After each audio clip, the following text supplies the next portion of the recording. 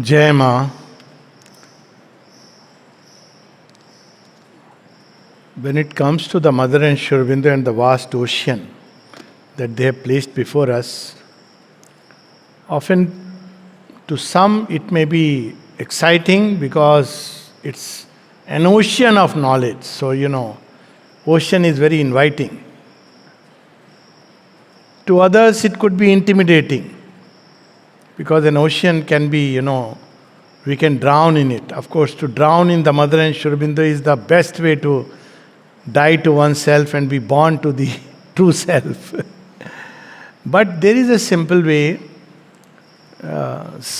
which I have sort of discovered after having read all the writings, not a shortcut way, is simply to meditate upon some of the key words that we find recurring all through, whether it be ashram, Auroville, individual, nations, everywhere. And one of the words that comes again and again is truth. Supramental, it's truth consciousness. It is the age of truth, Satyug. Truth is supreme harmony and delight, somewhere truth, at the service of truth. So when we meditate upon this simple word, truth, then we discover truth is certainly not in appearances that we understand. Truth is not what seems apparent. Truth is not my truth and your truth. That means truth is not a mental conception. Because in mental conception, there is always my truth and your truth. And truth is not a legal patta transfer from one person to another. Truth is not a political declaration. Truth is too vast and profound, and yet it takes into account everything. Actually, if we take truth as a base, then there will be no conflict between science and spirituality. Absolutely no conflict.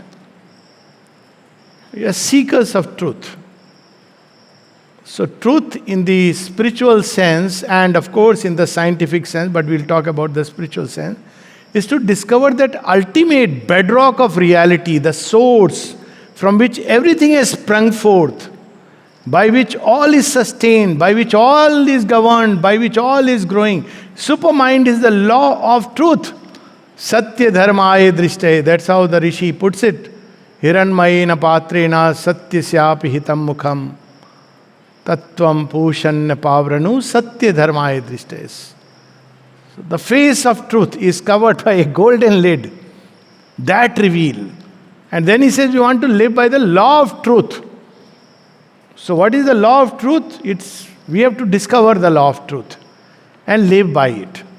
So as we have been studying in the Gita, one hint to the law of truth is the swabhava. In an individual, the impulsion of truth is felt deep within. In Indian thought, it's also known as the dharma, swabhava and swadharma. So if we live by that deep truth within, then doesn't matter. Success and failure, ambitions, this, that is not the issue at all. They distract us, they sidetrack us, they take us in God knows where. But to live by the deepest truth, and that deepest truth springs forth in the human heart as an aspiration. It's not like something which is visible. It may not be, yet it would be the deepest truth. Nobody may know about it. Like everybody who is asleep may not know that there is something called as the sun. Yet the truth is there. That's the beauty of truth. Aspiration contains within itself the seed of truth, things that are not yet, and yet they seek to manifest. Now just imagine. Nothing which is yet within the realm of our human experience, yet it is true. It's not decided by, democratic voting system. So when we just meditate upon truth, it reveals so many aspects and it becomes a quest. That's why Mother says something very interesting. She says it in the context of the ashram after the school inauguration. It applies here because these are universal statements. We are not here, and I suppose it applies everywhere. We are not here to do what others are doing. We are here to do what others do not do or cannot do because they do not know how to do it. They do not know about it. So we are not here to continue with the same old pattern of life. Many times, even in Sri Aurobindo circles, when I see the same old world. Governors are coming, they are being greeted. It's all old world, nothing else. Human beings being given authority by virtue of their position, all old world. I think I was reading somewhere, there is nothing like that in the new world. The authority of the ego is gone. I may be a most erudite scholar, yet I may be humbled by the humblest of the humble, illiterate peasant on the road, who may encounter and reveal something, or with the babble of a child. That's how truth reveals itself. It doesn't often fall from the lips of a learned scholar, seldom. Because scholars have caged their mind in concepts and percepts. Their minds are not free and vast. It's not a universal intelligence. But children, suddenly you will find, hear from the babble of a child, Emperor, actually, you are not wearing a cloth. How dare! Truth hurts, but truth cures. There is a message Mother gave to Jipmar. It was on the inauguration. So I had gone once and there was a meeting for whatever. That's irrelevant. Meetings are all chai samosa. All meetings and discussions and seminars are one of the worst ways to, discover life. But anyways, so I just asked them, because I was interested, do you remember Mother gave a message and I would like to see it? They didn't know. Top to bottom, nobody knew. Then they dug up the files. They found, yes, Mother gave a message. The message is, my French is poor, maybe you can translate, truth cures, veritas, curitas. And it's so wonderful. Truth cures. We are wrapped in layers of falsehood and we call it me. That's not me. That's a false identification. Truth is the psychic being in us. Truth is the divine self behind this creation. Truth is the absolute. Truth is the Divine Mother's love, which is not dependent on anything, any conditions. As she says, she neither judges nor condemns. How can she? She is herself become all this. That is truth. Truth is the grace that leans upon the darkness to lift it out. Truth is Sri Aurobindo's compassion, which is here, knowing us humans. Sometimes I feel,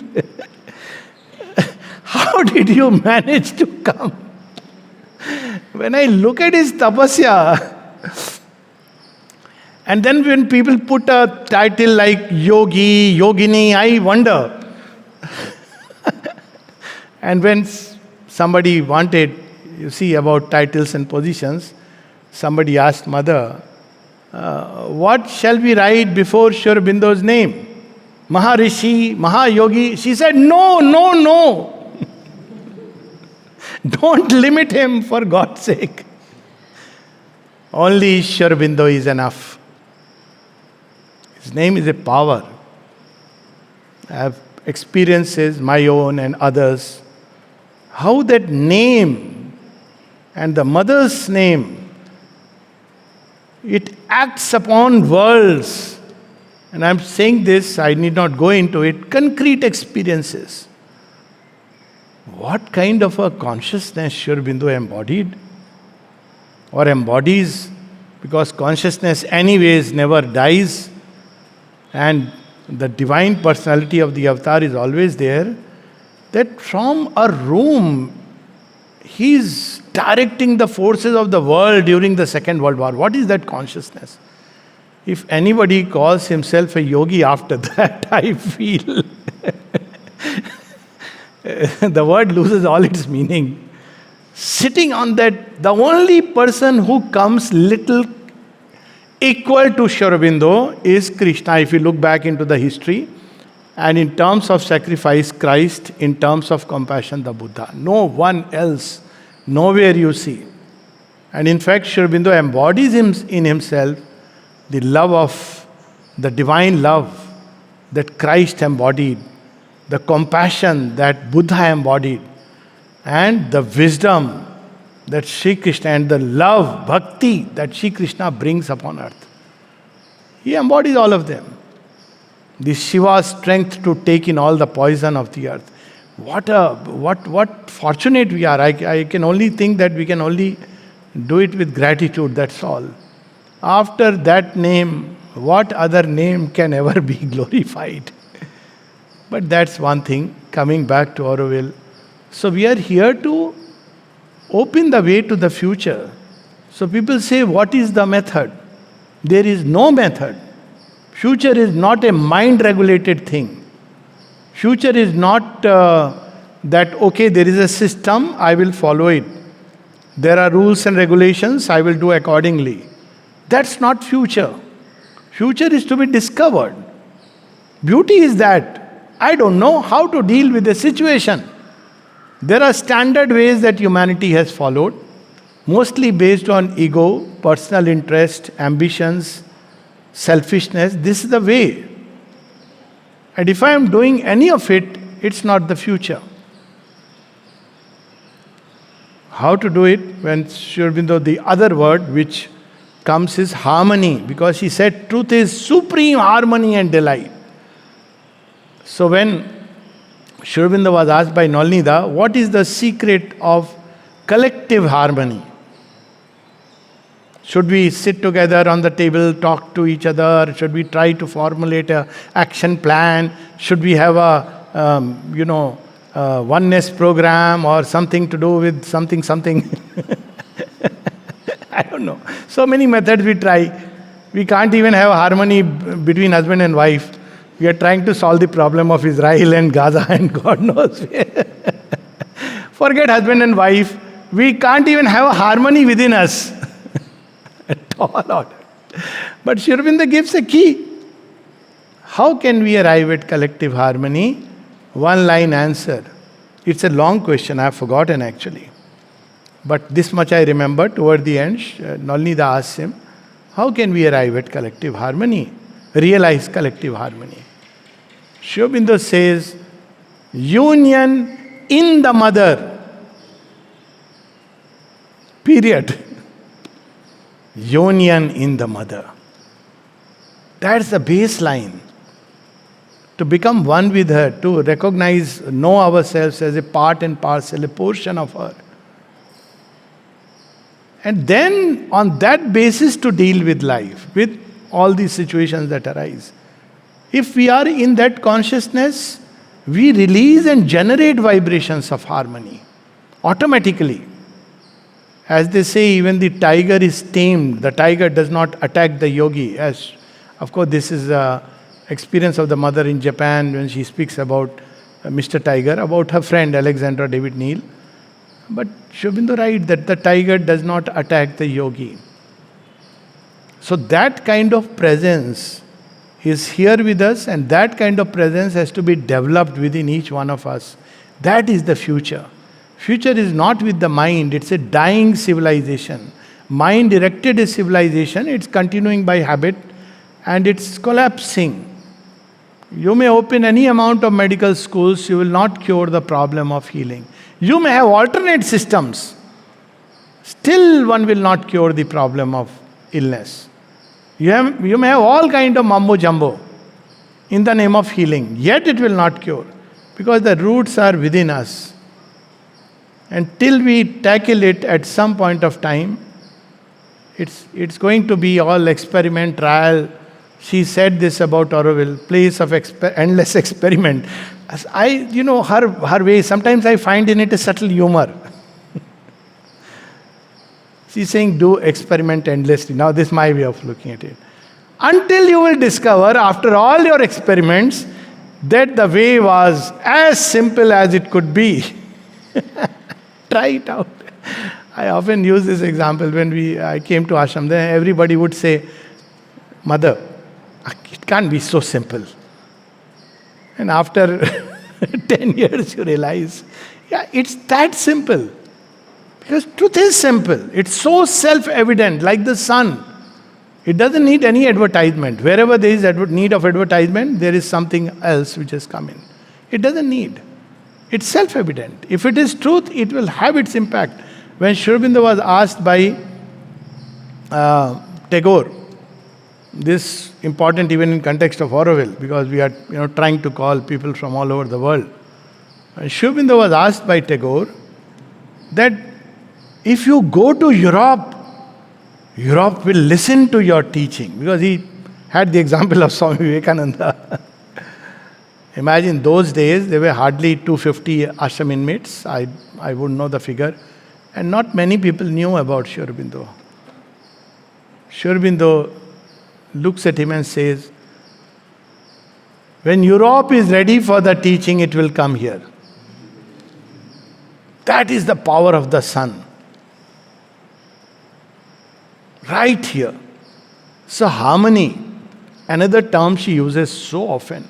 She says, all that creates harmony or brings harmony is dear to me. Harmony within us, harmony with materials, harmony with human beings, harmony with the plants and animals. I suppose that is one of the projects of Auroville. To build harmony out of everything, even taking trash and creating something harmonious. Because always with harmony there is beauty and joy. Artificial harmony will never give joy. Artificial harmony, sir, you're so nice. Thank you, madam. Thank you, sir. Inside your... Why do I have to do it? But harmony is smiling. It radiates beauty. It generates joy spontaneously. You have to do nothing actually. None of this paraphernalia. That's the power of harmony. She is goddess Mahalakshmi when she meets Ravan toward the end. He says, you know what? This poor lady, Sita, you have been tormenting. You know who is she? I am the one. Not Ravan. She meets Sahasra Ravan. Ravan has died. This is his worst aspect. He says, you know what? In a moment, I can just send you back to wherever you came from. And she shows his power and he is speechless, powerless, just doesn't know. Because that harmony has paralyzed all his violent instinct, all his thoughts to harm. They are gone. Then she says, but I won't do it now. I give you a chance to change. And she vanishes. Harmony is a power. It doesn't need to fight a battle. It has that capacity inside. So another is harmony. There is unity. And certainly unity is not uniformity. Religions have tried to create it through uniformity. Everybody should think the same way. Everybody should say yes, okay. That's not unity. That's outdated concept. Unity in diversity is the original plan. And diversity includes even opposition to unity. That's the interesting part. And we cannot handle it by the arm of human law. We have to discover another way. Now she doesn't spell out because it's a joy of what discovery, no. Unity between husband and wife who are fighting. How do we create it? You can't do it on a social basis. You can't do it on a legal basis. So somebody was recently asking, there was a controversy. I'll just take 5 minutes. So there was a controversy that, live-in and marriage, and Swamijis have a habit of saying anything. I said, it's not about marriage or live-in. The important thing is that no law, human law and social pressure can really create the joy of togetherness. It's only love. If love is there at the basis, you don't need to have a certificate. Of course, you have to travel abroad, you need to get married as a certificate. But if you carry that love, then whatever may be in the other person may be very, whatever you may call it, other person, man or woman is not relevant, or man or woman and woman, for God's sake, whatever. Love is love. It's irrespective of all these things. When there is true love, look at how mother loves us. Do we deserve it? Are we worthy? I mean, of course, you may fool the world. That's love. Absolutely unconditional. The other person is fighting with me, it doesn't matter. See, her soul is so beautiful. This is only crust, just an outer thing, shell. So the other person doesn't recognize my love. Okay, increase the dose of love. Purified. By dose doesn't mean giving the same level. Purify, like make it homeopathic. Concentrate, refine, till it becomes so powerful. Look at the Divine Mother. There were people, disciples who were fighting. They couldn't see each other eye to eye. We don't want to take names. But in front of Divine Mother, each one is like, Mother. Why? She was saying what was true. It is love which is based on truth, not on the falsehoods of our ignorant nature. So divine love, that is the great builder of the world. That's how she says that. What is her work here? She says, I continue to do his work, which is to serve truth and hasten the rule of divine love. So by serving the truth.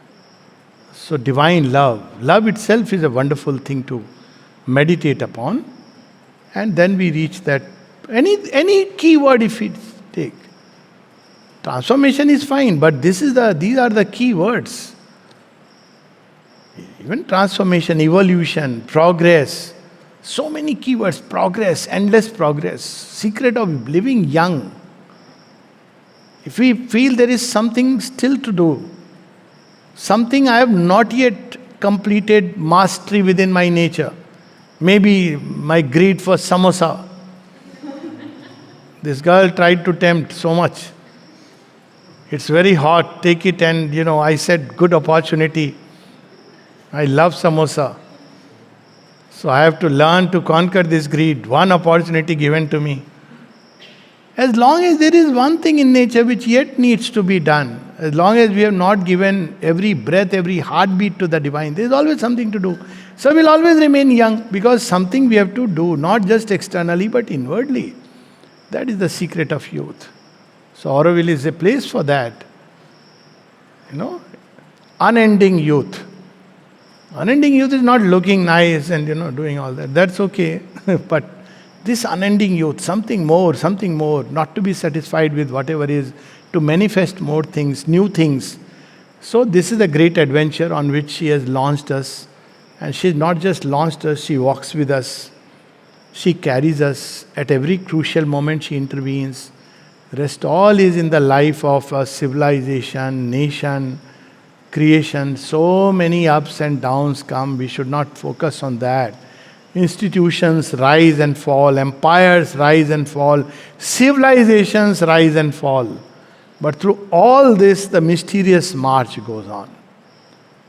So there should be our focus. All these things, rest will come and go. They are there in the secret providence of things. I don't want to say more. The other day people were crying just to say one line. So one should be ready. You see, in ancient India, this courage of speaking truth was encouraged. This was Upanishad. When we know that story of Rishi Gautama and Satyakam, who goes to learn from him Brahma Gyan. He says, what is your lineage? Lineage was one of the ways, like the heredity was given importance. See, lineage has its own meaning. Today we talk of heredity. People even do those, genetic testing before marriage. So what is heredity? What is your lineage? If you come from a good heredity, likely you have a good seed. We can take you in. That was the easiest way. So he is asked, what's your lineage? He says, I don't know. Never seen my dad. I'll check. He comes back and says, my mom tells me, you know what? I don't know who your dad is. Big statement. I served with many people. But this I know that I am your mom. The boy goes and says this. This is ancient India. And he says, Rishi, A woman who can say this is of the highest kind. And you are ready for the highest knowledge. Look at that, Courage to speak the truth. So often people, nowadays I hear, government, government, government. I just give a little gentle reminder. Who called the government?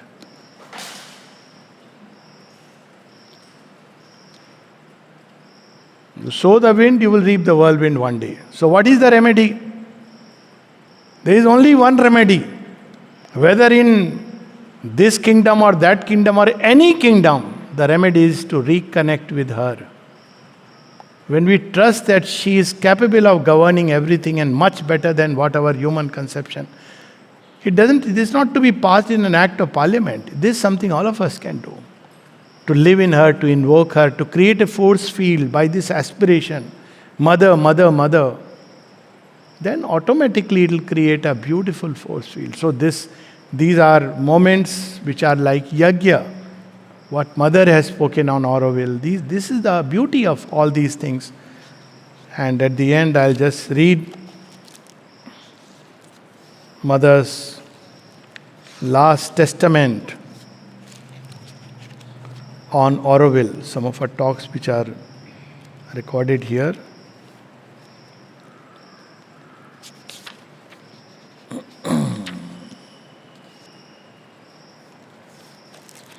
This is on 30th March 1972. At least this is the one which is documented in collected works. She may have said other things. What is the way? The way is not, of course it's understood. Freedom is another word she speaks about, but freedom is not licentiousness. We understand, just as unity is not uniformity. So brotherhood is not a bonhomie and a party. It's something much deeper. So, she says what we are here for, and this is a universal application, but for Auroville it applies. We are here to give up all desires and turn towards the divine and to become conscious of the divine. This Auroville talks, and obviously to all of us. The divine we seek is not remote and inaccessible. It's not like somewhere very far. How are we to seek the divine? Oh my God, what meditation techniques, what methods? He's not far. In fact, He's the stuff of our existence. If He is far, then life is useless. I mean, He is nearer than the breath. That's what I can say. He is nearer than our heartbeats. He is near to our hearts, had we vision to see. We are lost in the pride and the pomp of our passions. We are bound by our thoughts, where we hold ourselves free. So she says, He is not remote and inaccessible. He is at the core of His own creation. And what He wants us to do is to find Him. That's the first task. And by our personal transformation to become capable of knowing Him, of uniting with Him, and in the end, of manifesting Him consciously. This is the baseline. And to the extent that we will go into that direction and near that, the more we will become her, conscious instrument to manifest. Otherwise, she will manifest, she will find a way. The divine is not bound by anyone or any method. But so much more beautiful if we take this approach she is recommending. This is what we should consecrate ourselves to. This is our true reason for existence. And our first step. So what is the first step she is saying? No, not later on. First step towards this sublime realization is the manifestation of the supramental consciousness. Nowadays there is in fashion, people often ask why in ashram we don't have free service, we don't have free hospital, we don't have free clothes given, etc., etc. So when Nirodha once asked Sri Aurobindo, I believe that a new hospital is going to come up. He's very happy. He says, dream of a millennium. Mother is opening a new hospital. She says that would not be a dream of a millennium. That would be a nightmare. The dream of a millennium would be when we don't need hospitals. That would be something. That, well, people here don't need hospitals. That will be a benchmark.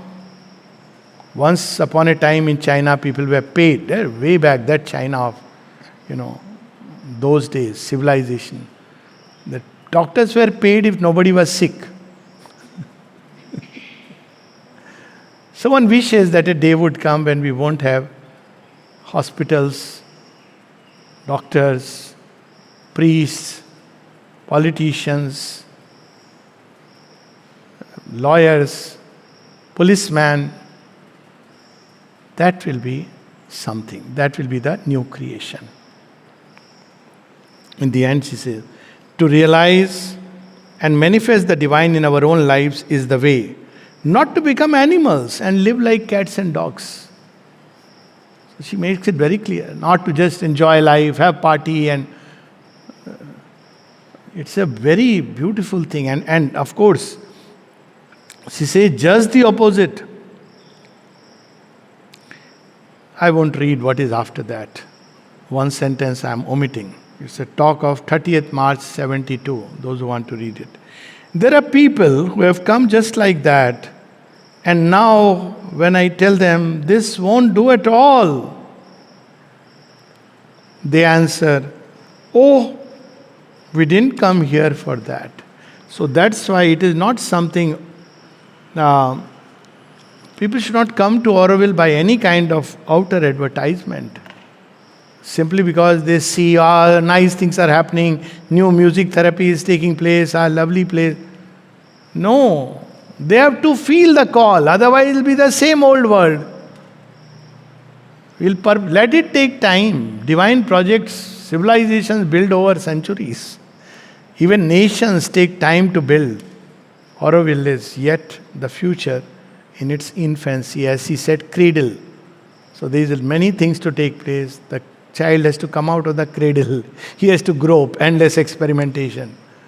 Then the child will grow. And when the child grows, one day, the child will express the divine idea which has been planted into him like a dream of the divine. Okay, Jai Ma, thank you.